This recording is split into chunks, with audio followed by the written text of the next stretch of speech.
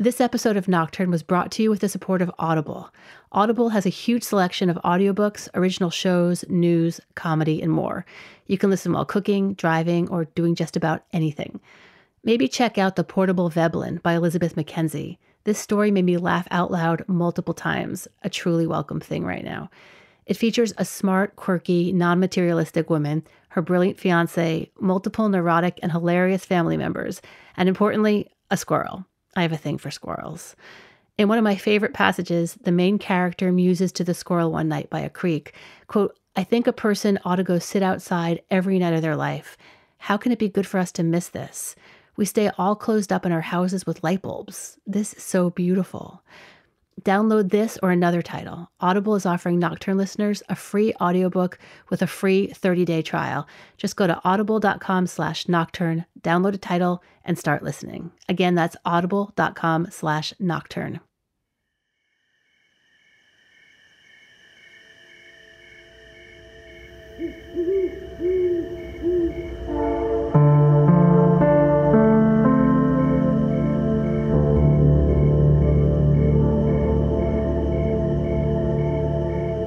You're listening to Nocturne. I'm Vanessa Lowe. In that place where darkness and isolation meet, fear can take hold in a particularly visceral way.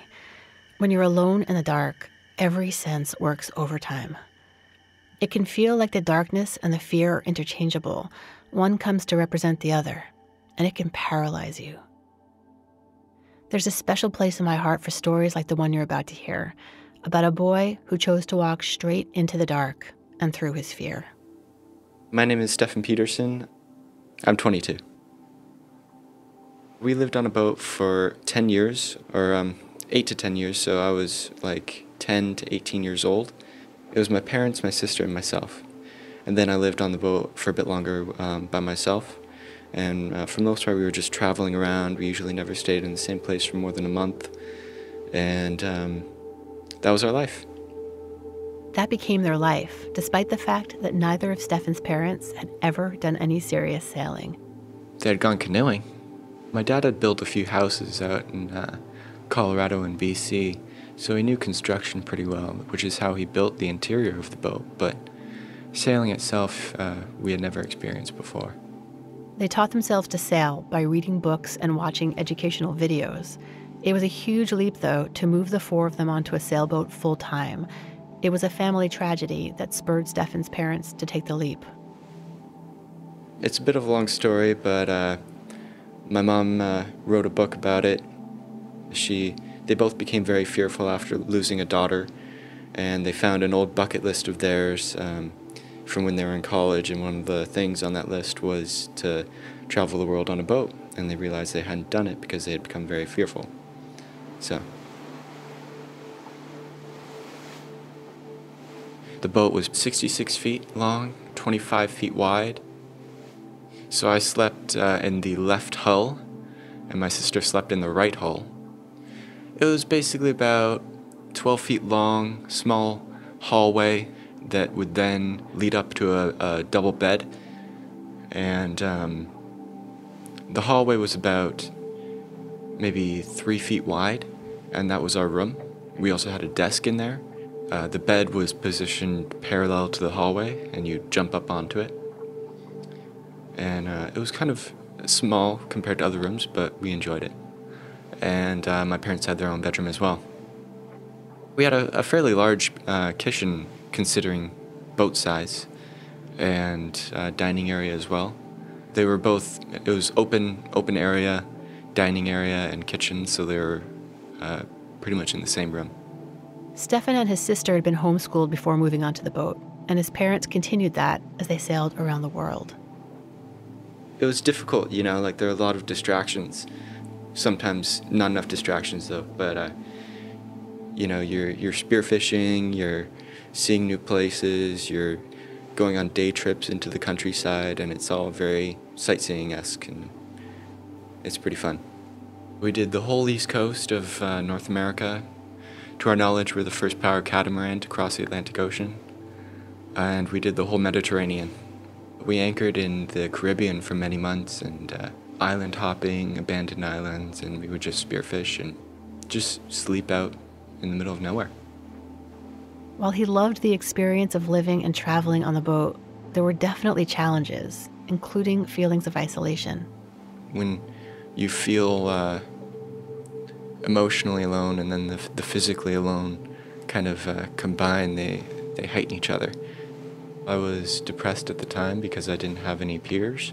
I didn't feel as if I could go to anyone to talk about it because my parents had done everything that they had done, including moving onto the boat, for my sister and myself. And I knew I was an idiot for feeling the way I did.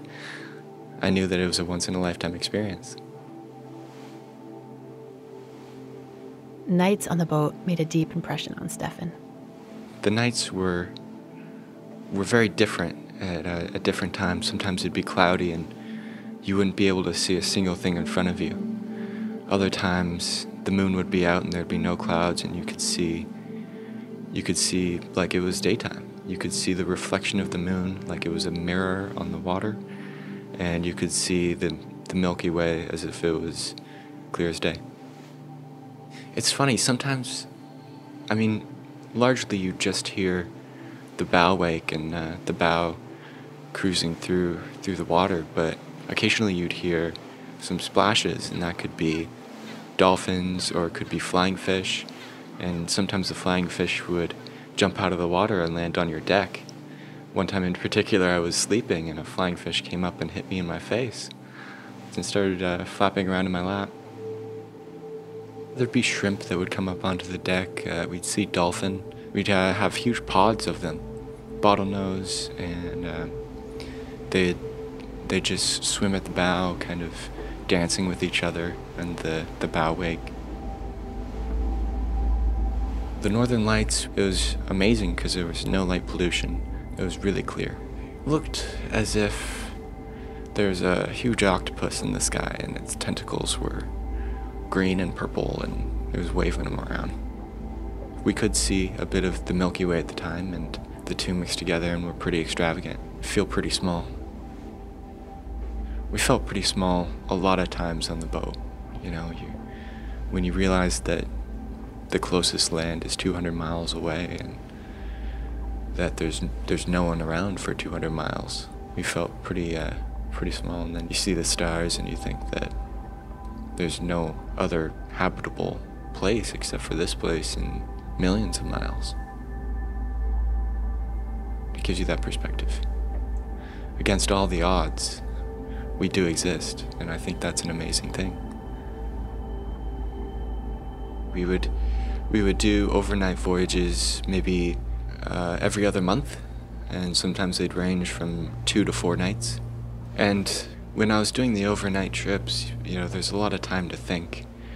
And so you have time to kind of meditate on these thoughts and ruminate on them. During overnight voyages, each family member took rotating night shifts, where they would be the sole person responsible for piloting the boat and keeping the others safe. When we first started moving onto the boat and you have that time to yourself, you kind of freak out, panic. But I kind of got the hang of it, got my sea legs, as it were. I'd probably wake up around 5 p.m.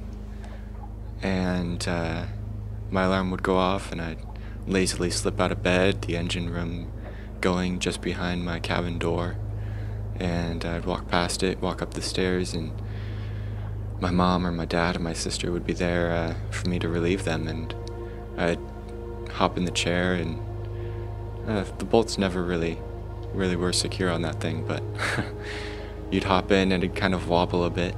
You'd get settled in and get your computer out and pop a CD in when CDs were a thing, and you'd get ready for the long haul. I would be listening to the waves and just thinking in general, and you realize that if an engine blew or the radar malfunctioned, anything could happen, and you'd be at fault for that if you were on watch. I feel like anyone who was there at watch kind of felt responsible for the other three. We had everything in our hands at the time. The seriousness of this responsibility was just one reason why Stefan's parents had a strict rule to not leave the cockpit when you were on watch alone at night.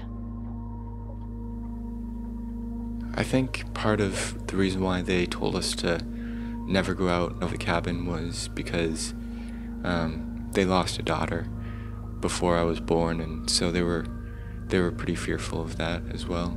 And I mean, it was pretty dangerous and slippery out on the deck.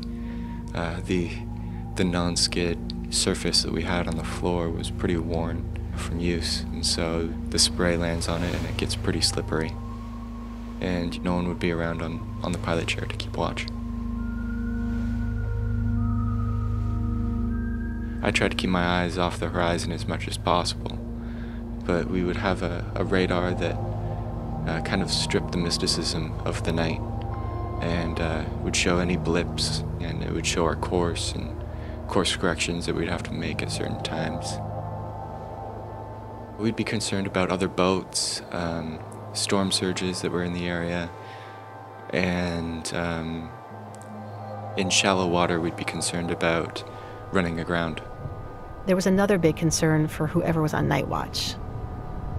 Tankers, they were definitely a concern. You think something that big could, how could you miss it, you know? But they have a weird way of sneaking up on you sometimes. One came right up, I believe it was our starboard side, and we felt the wake of it right after, and it was daunting. It was kind of like that moment in Star Wars at the very beginning when that huge cruiser comes on by. Imagine if you're standing right there and you're like, oh crap, that was close. The range of disasters that can happen in those kinds of scenarios vary widely, and there are many. If you YouTube a few videos of close call tanker encounters, you'll see some scary sights of big tanker liners coming within a few feet of fishing vessels. And then there are the storms. You'll see videos of these ships, big tankers that are going, and they gotta make their destination. They're going through these 50-foot waves, and the water is just crashing over their bow. And it's quite a terrifying sight when you're living there. One time we were crossing the Gulf Stream, one of our first crossings, and we were pretty we were still novices at the time, so we didn't time our weather window correctly, so we encountered a strong northerly wind, and that mixed with the Gulf Stream kicked up some big waves, approximately 15 feet. Felt like the boat was going to get ripped into. We would pretty much just try and lay down in our bunks at night and try not to think about it.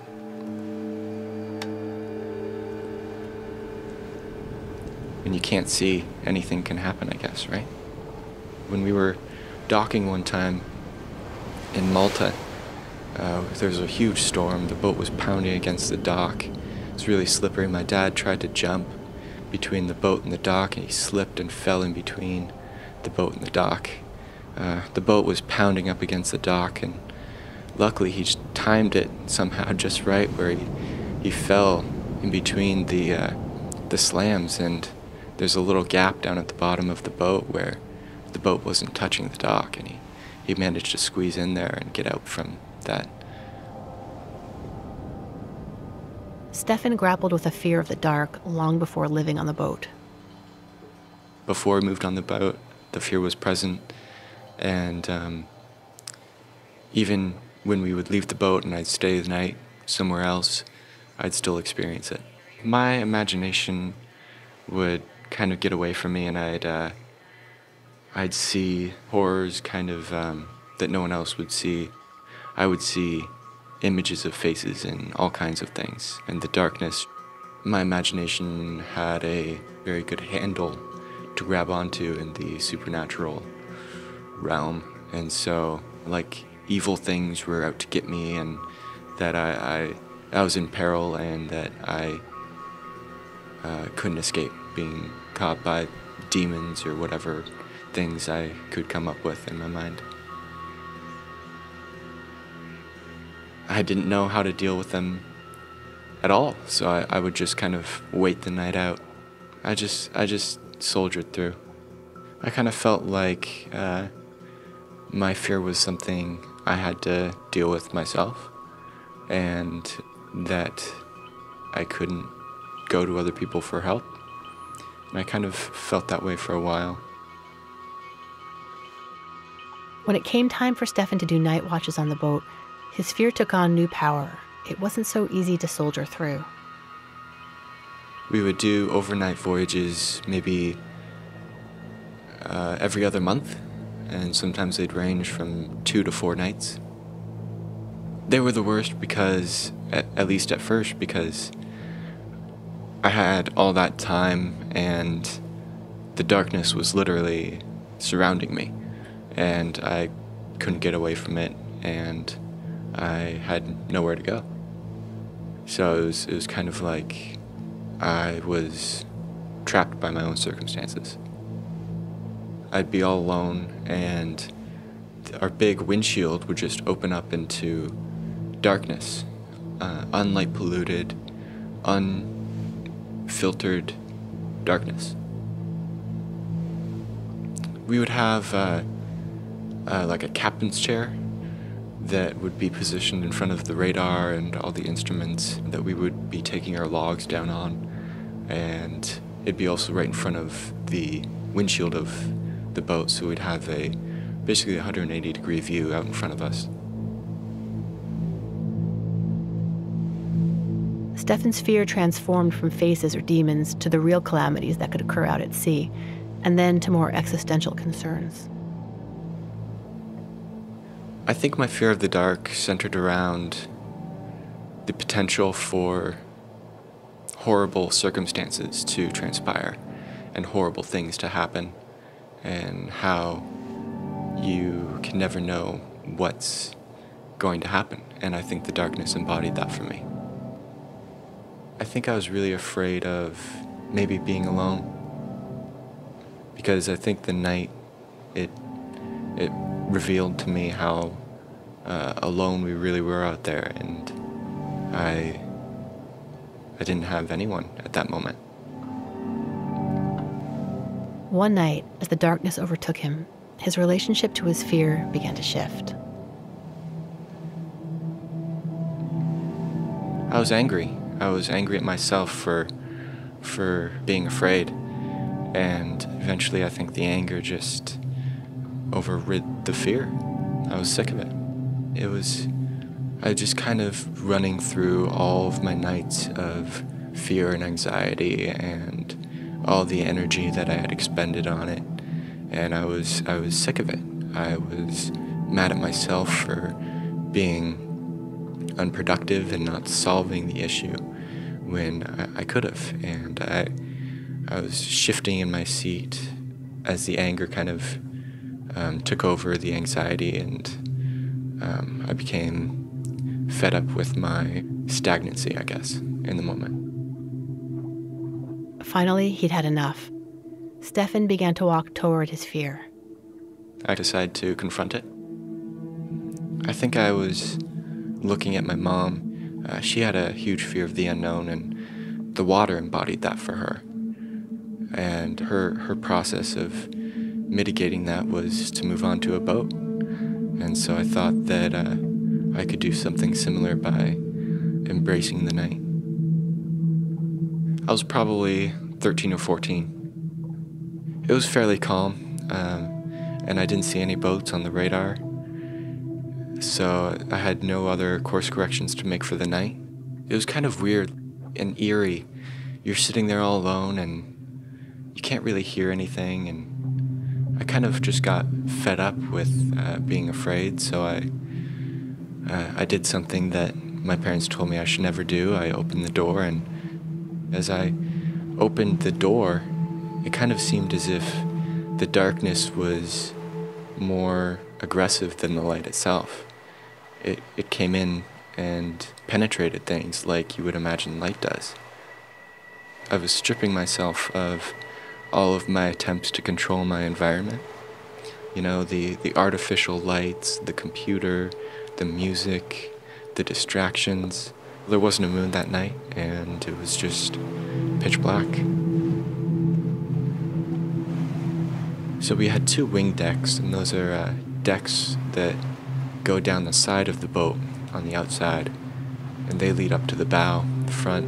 I threw on my little life jacket, and I went out the side door that was available to me and walked down the starboard side towards the bow and went out to the bow, and it was really slippery, and I stepped on a crusty old flying fish and went to the bow, sat down at the front, and just kind of looked down into the water and listened to the waves and the emptiness.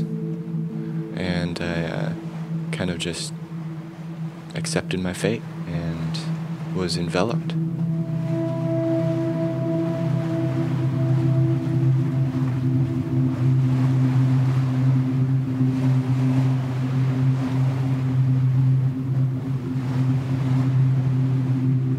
It was cold. There was spray coming up from the side, hitting my face. The wind was pretty powerful. It felt kind of paralyzing. And I was really scared of falling over the edge because I couldn't even see the water. It was just complete blackness. And the deck was really slippery.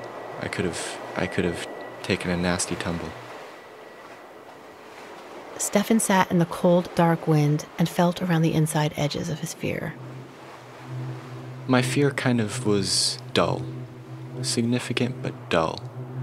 As if you have, dull and sharp pain. It wasn't a cresting wave. It was a swell of fear that would rise. And so I would just sit and ride over it, and I came back down, and I can't really discern a distinct peak in my fear. More just the gradual incline and decline of that fear. As I confronted the perceived danger of the night, I kind of saw in myself a stupid little kid, and I was again being hard on myself, but I kind of thought, why are you scared? It all just came to a head, and I thought, there's nothing to be scared of. And I realized that I didn't have to be afraid.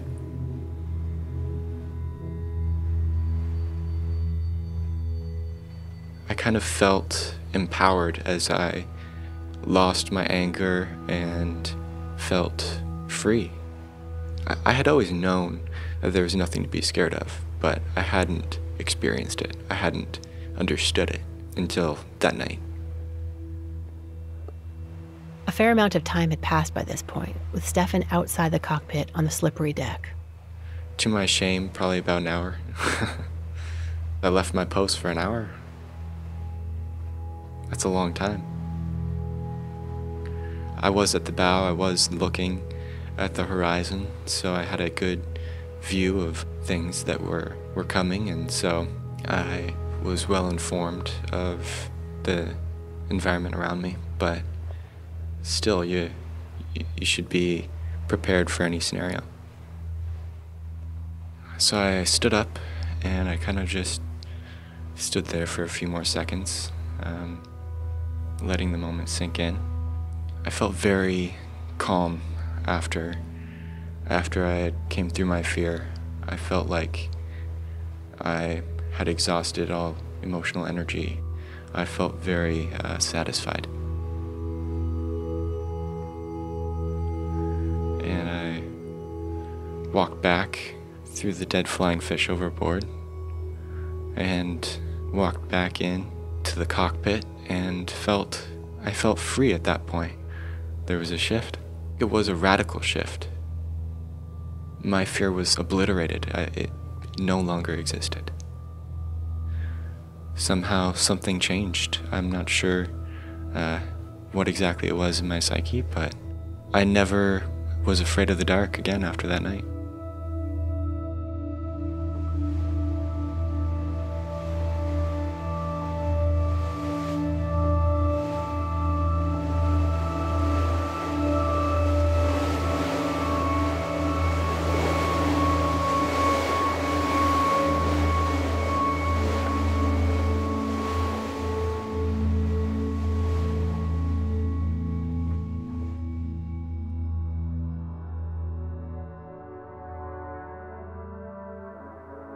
You've been listening to Nocturne. I'm Vanessa Lowe.